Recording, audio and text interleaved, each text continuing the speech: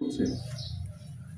আগামী 12 ফেব্রুয়ারি 2026 তারিখে অনুষ্ঠিতব্য ত্রয়োদশ জাতীয় সংসদ নির্বাচন ও গণভোট 2026 উপলক্ষে গত 1 ফেব্রুয়ারি 2026 তারিখ থেকে বর্ডার গার্ড বাংলাদেশ পূর্ণমাত্রায় মোতায়েনরত রয়েছে এবং নির্বাচন সংশ্লিষ্ট সকল দায়িত্ব সর্বোচ্চ পেশাদারিত্ব, সততা ও নিষ্ঠার সাথে পালন করে আসছে। এর পরিপ্রেক্ষিতে বিজিবি শ্রীমঙ্গল ব্যাটালিয়ন 46 বিজিবির আওতাধীন 5টি উপজেলায় 3টি সংসদীয় আসনে নির্বাচনী দায়িত্ব পালনের জন্য মোট 4টি বেস ক্যাম্প স্থাপনের মাধ্যমে মোট 15 প্লাটুন বিজিবি সদস্য মোতায়েন করা হয়েছে। মোতায়েনকৃত বিজিবি সদস্যগণ জেলা ও উপজেলা প্রশাসনের সহায়তায় অস্থায়ী বেস ক্যাম্প স্থাপন করে আসন্ন নির্বাচনে মোবাইল স্ট্রাইকিং ফোর্স হিসেবে একক ও সমন্বিতভাবে আইন শৃঙ্খলা রক্ষায় দায়িত্ব পালন করছে।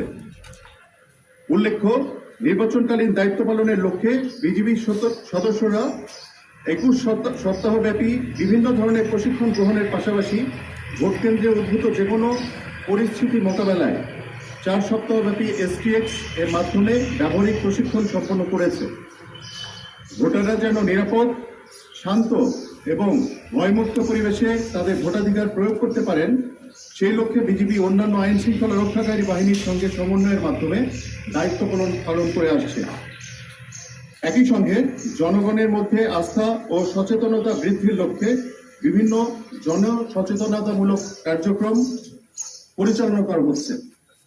আমরা আপনাদের মাধ্যমে দেশের সকল জনগণকে আশ্বস্ত করতে চাই যে সাধারণ জনগণ যেন নির্বিঘ্নে তাদের ভোটাধিকার প্রয়োগ করতে পারেন সে লক্ষ্যে বিজিবি সর্বদা সচেষ্ট রয়েছে।